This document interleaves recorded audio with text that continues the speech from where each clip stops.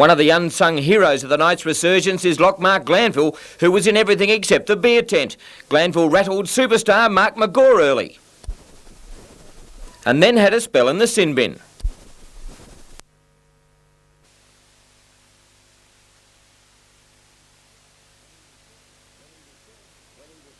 When he returned, the man who made 29 tackles for the day turned defence into attack and bingo.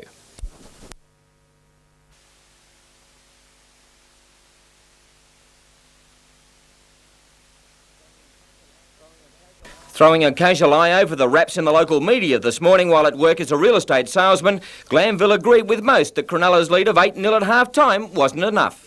We thought, with the wind in the second half, and we didn't think Cronulla had scored enough points to sort of be any threat to us, and we knew we could come home strongly. To go with Mark Glanville's try, 5'8" Michael Hagan supplied a touch of class for try number 2.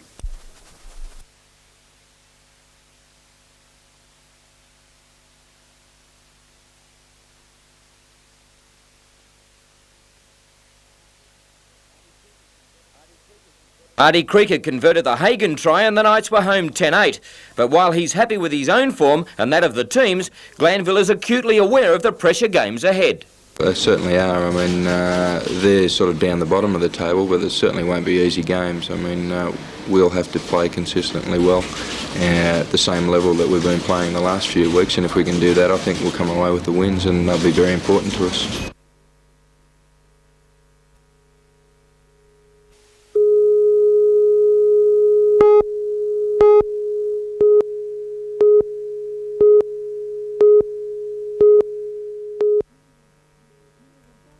Nearly 1,000 people responded to the call for public submissions on the future of Newcastle's inner-city rail service. The overwhelming view was that the train should continue to run all the way to the existing Newcastle station. This was echoed a fortnight ago at a public meeting at Customs House. It's now up to Newcastle Council to make its stand on the future of the branch line. Senior council executives favour ending the line at either Civic or a new station just west of Hunter Mall.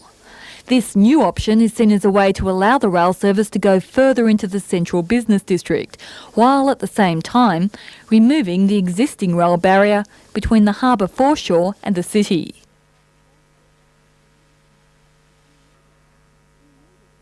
In either case, council staff stressed the need for a bus service linking the terminus with the East End. Any council decision will be tempered by City Rail's insistence that the Civic terminal only go ahead with a $13 million upgrading of the existing Civic station. Late last week, City Rail revealed ambitious plans to transform Civic to a modern bus, coach and taxi interchange. The opponents and proponents of this controversial rail link now await the City Council's recommendation on the proposal.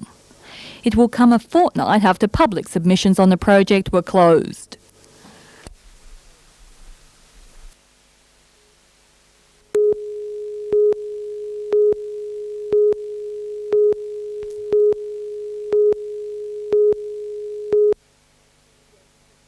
The ambitious plan is centred on 7 separate pieces of land, making up just on 14% of the lake foreshore. It's the product of the local United Resident Group for the Environment, or URGE, who, with the aid of 30 environmentalists, have been drawing it up since last October. Now they have something concrete, they're taking it to the public. We want to take this to the Minister in February, and we're hoping by then we will have a good idea of the community support. Today's release begins a 3-month public campaign that will see the document do the rounds of schools, service clubs and community groups in a bid to gather opinions. URGE members are confident the public will respond because of the growing awareness of Lake Macquarie's potential to be developed in future years. That Lake Macquarie at present is under, or will be under pressure from development. More and more we're getting closer to Sydney. More and more people want to come and live around our lake. So we must put something aside for prosperity. URGE envisages the land would be maintained by the community through projects and local residents. In fact, the only real outlay for the government would be the actual purchase of the land, and they say that may not be as difficult as some would think. We have looked at practically all government-owned land, and so that the project won't be an expensive project to come across with, I think that should be very attractive to the government.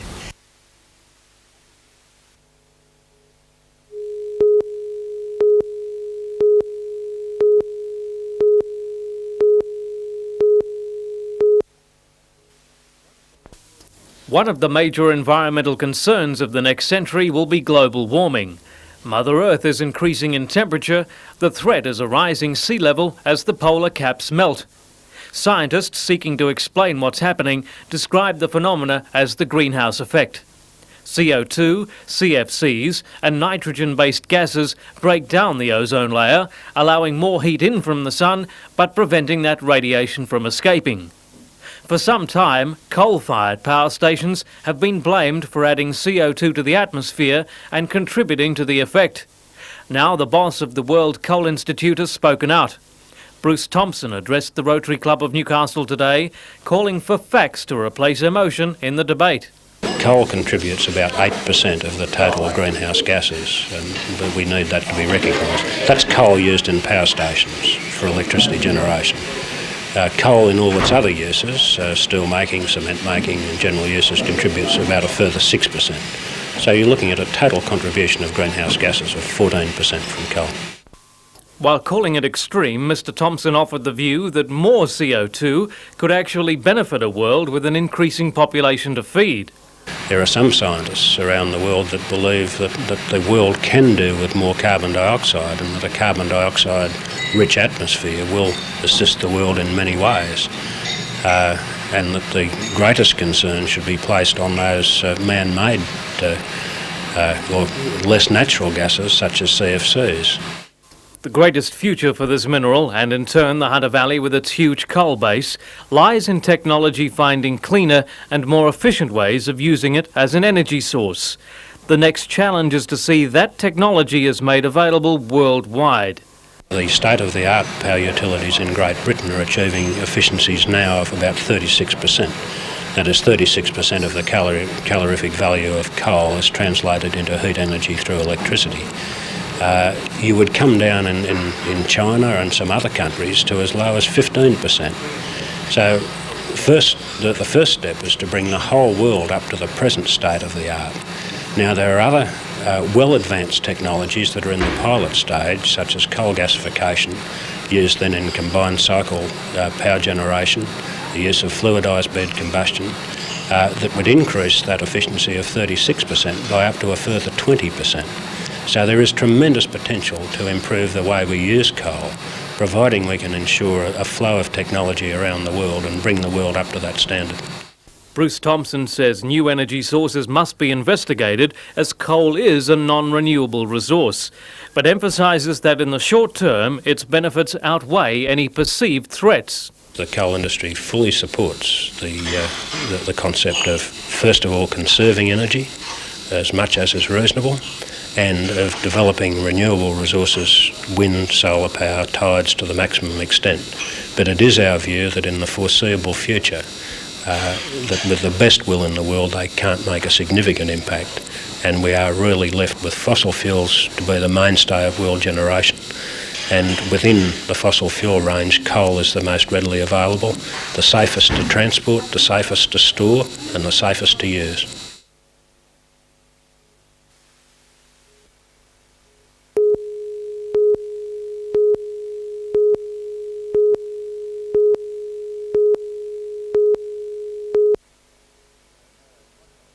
A narrow, potholed stretch of road carrying far too much traffic for its standard is what the Federal Minister will find when he takes his drive north. Although pointing out that the Pacific Highway is officially a state responsibility, Mr Brown does concede its present state is an indictment of numerous governments. It's a very sorry reflection on successive governments over a long period of time that we've reached the stage now where we have a highway like the Pacific Highway being called upon to fulfil the task that's being called upon to fulfil, and at the same time it is so notoriously dangerous.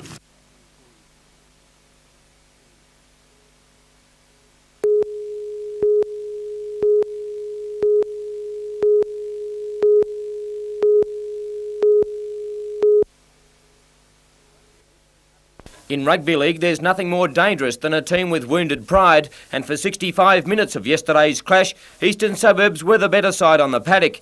In a match vital to the Knights' 1990 campaign, complacency was wearing jumper number 14. I think we went in the game thinking it was going to be an easy win, and nothing seemed to go our way in the first half. When Slammin' Sam took to centre stage, it signalled the launching of a Knights revival. With Mark Glanville, Mark Sargent and Tony Butterfield finding gaps in the Roosters' defence, the Knights rattled home easy winners. Well, we got on a bit of a roll there and we found a few holes out wide, and lucky enough I was able to get 2 tries. You didn't try to hug the sideline, you went for the pace? No, I find it easy to kick in front, so while Marty was off I wanted to get to some 2 points. And score points he did, 20 in all, with 3 tries and 4 goals. The 24th of June 1990 at the International Sports Centre will be remembered as the day Flash Gordon saved the kingdom.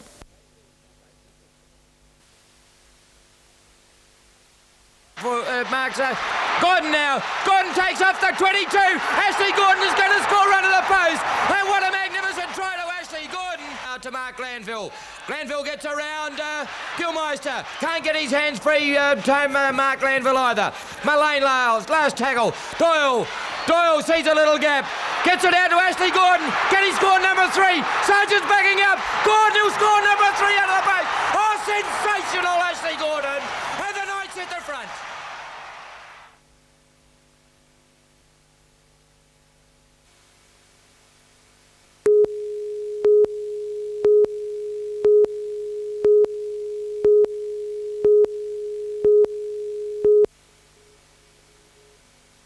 Known as the Let's Dollar scheme or local employment trading system, it allows people to swap goods and services without exchanging money. Instead, a Let's Dollar is used. It's not a unit of money that you can actually pick up in your hand and put in your wallet, but at the same time you can use those Let's Dollars to buy goods and services in the local community, and you can spend those Let's Dollars. The people involved determine how much that dollar is worth and how many of them are needed for the job or purchase. The scheme, which began in Canada, sounds complicated, but according to organiser Jamie Durkin, it's simple. Hundreds of people offering and wanting different goods and services. It's claimed that with less real money flowing out of the town, unemployment and the standard of living are improved. It's helped keep wealth in the local community. What happens in communities like Billingen and like Cessnock is a lot of wealth drains out of the community to the bigger cities. For instance, in Cessnock, a lot of people do their shopping in places like Newcastle and Maitland. Because it's a scheme where you can only buy goods and services and transact goods and services in the local community, the wealth of the local community must stay in the local community. Under the scheme, tax is paid to the government voluntarily. To ensure the system is not abused, participants are able to check each other's transaction records. A public meeting to gauge support for the scheme will be held in Kurri next month. Jodie McKay for NBN News.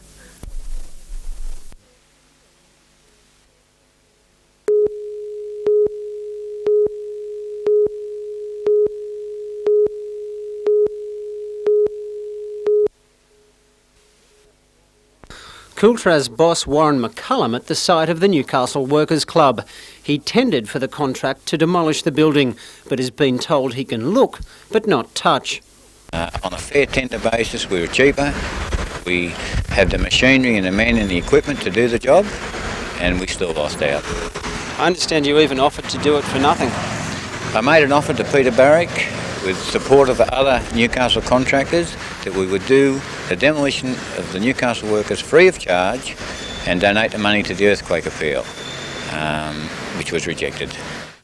But the mystery doesn't end there. The Sydney firm that was awarded the contract has been placed under a black ban for failing to comply with workers' awards and public liability standards.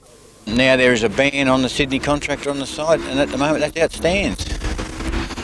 So they've awarded a contract to someone who's virtually unable to do the job? Yes. Cooltraz claims the decision to award both stages of the demolition contract to the Sydney firm will cost the Workers' Club an extra $111,000. No explanation has yet been offered. Obviously the person in the best position to provide some answers is Newcastle Trades Hall Council Secretary and Workers' Club President Peter Barrick. Over the past 2 days, we've flooded his office with calls requesting an interview. Unfortunately, he's been either unavailable or unwilling to comment. These pictures prove Mr Barrack was indeed in his office, but simply not prepared to face our questions.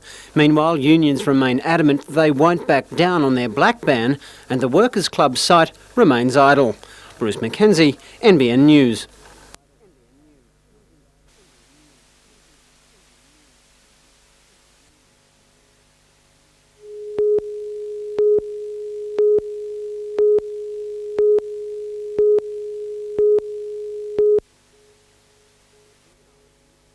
Juvenile abuse of prescription drugs has grabbed headlines Australia-wide in recent weeks, but the adult problem goes back a lot further than that. This Newcastle woman who asked we not show her face was addicted to Valium for 15 years. At the beginning of the day I would take 4 or 5 Valium to sort of get me, that was to sort of get out of bed and get going, and then I would be making sure that I had enough Valium to do me sort of for the next day or so I didn't run out. So a lot of my time was planned around sort of the getting and the using of such things as Valium, Seropax, Rohypnol, all those type of things.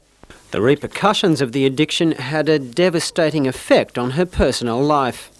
I kept saying, I'm going to have to get a job because I can't support my 2 children, so therefore I can't have them with me, and that wasn't the reason at all. I mean, I'd just become so insane towards the end of my using that I just couldn't cope with having my children around me. Drugs like Valium, Rohypnol and Seropax are still widely used, and addicts say it's laughably easy to obtain multiple prescriptions. Fortunately for Cheryl, she became involved with a Pills Anonymous group, which succeeded in breaking the addiction where many others had failed. These type of programs are the only way for me now. I know that this program works. It's proven. I'm living proof sitting here and saying, I haven't used drugs for 18 months and I abused for 15 years, so this program has got to be worth something. 2 similar groups have now been set up in the Hunter at Swansea and Belmont North. Bruce McKenzie, NBN News.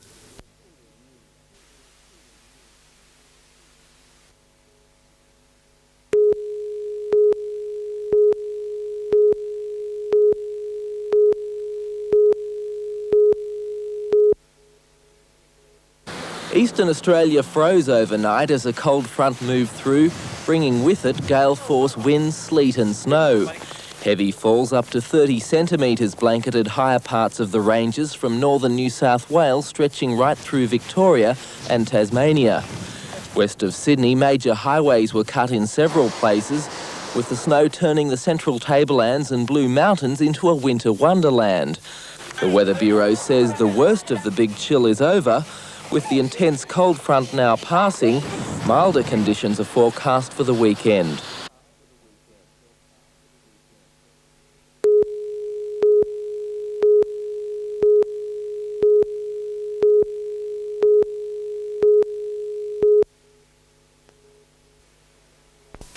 "28-year-old Raymond Terrace woman Eileen Baldry was killed instantly when her station sedan crossed to the wrong side of the Nelson Bay Road, colliding head-on with another vehicle at about 6 p.m.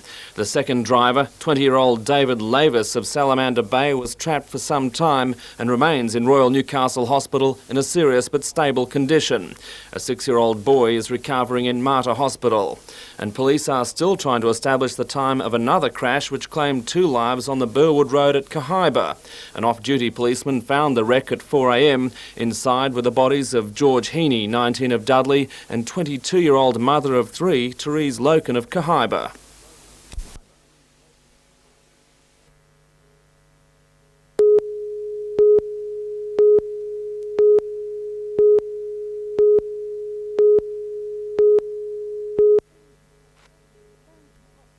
Barrington Tops had its first big dump of the season, but there'll be no après-ski scene there. Instead, local wildlife will have exclusive access to the best of the snow. The icy conditions have forced the closure of the Gloucester to Scone Road, the Pheasant Creek Road and the Barrington Tops Road. Those closures apply to all traffic. The only other way to the peaks is by air. Here at 1,500 metres, there's an even 30 centimetre coverage of virgin snow. The temperature, a very, very chilly -4 degrees. If the mercury continues to dive to such icy depths, those keen for a glimpse should see light snow 50 kilometres west of Gloucester. The authorities urge extreme caution when driving towards the tops. They stress the roads remain icy and dangerous.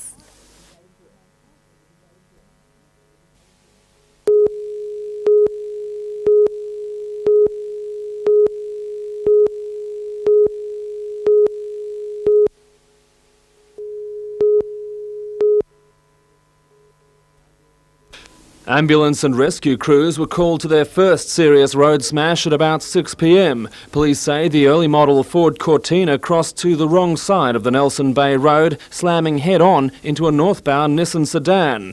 28-year-old Eileen Baldry of Raymond Terrace was driving the southbound vehicle. She died instantly. A 6-year-old boy in the same car suffered minor injuries and was taken to Mater Hospital. The driver of the other vehicle, David Lavis, 20, of Salamander Bay, was trapped for half an hour on the wreckage. He was taken to Royal Newcastle Hospital, where he remains tonight in a critical condition with multiple fractures and head injuries.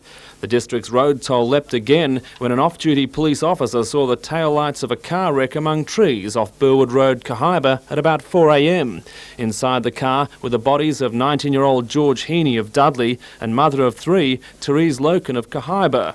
Police don't know when the car left the road. They believe last night's high winds muffled the sound of the impact. Neighbours were unaware of the tragedy on their doorsteps. It's understood neither victim was wearing a seatbelt. Ironically, police have just launched Operation Buckle Up 2, aimed directly at drivers who don't wear seatbelts. The campaign is timed to coincide with the start of the school holidays, and the emphasis is on unrestrained children. Highway Patrol police say they believe the message is getting through.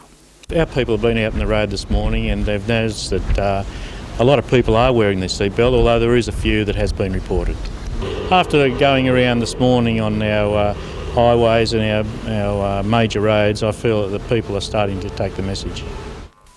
Operation Buckle Up 1 was held in early April. The crackdown throughout the northern region netted 420 drivers, 119 front seat passengers, 29 children and 18 babies and youngsters travelling without approved restraints.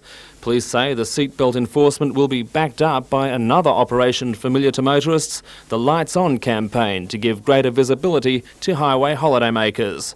Tom Hilston, NBN News.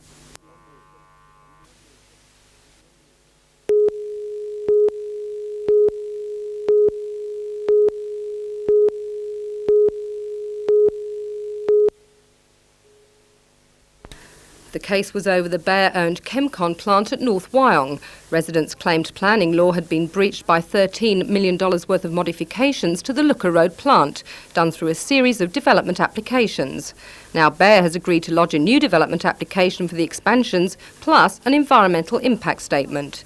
Residents Group President Robin Mosman says Wyong Shire Council will now consult the group when considering the EIS. And an Environmental Protection Committee will now be formed, giving the community access to information about the plant.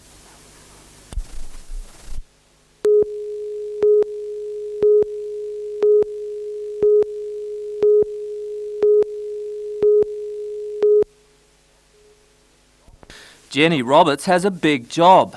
As coordinator of the Hunter Economic Development Strategy, she's planning what Novocastrians should be doing by the year 2000.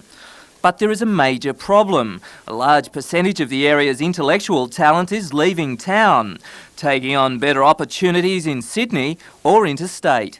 Some 65% of computer science graduates from the University of Newcastle have to find employment outside the region.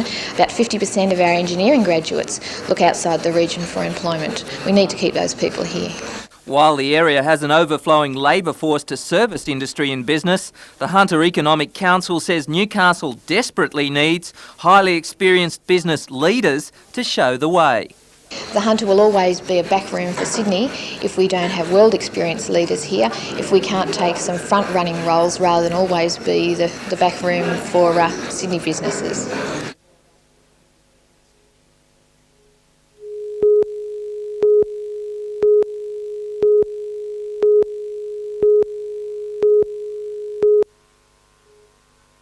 In tonight's NBN News, a special baby at the Mater Hospital celebrates his first birthday, Andrew Higgins was born with a complex heart condition and has spent his small life in and out of hospitals. For all the news, join us tonight at 6.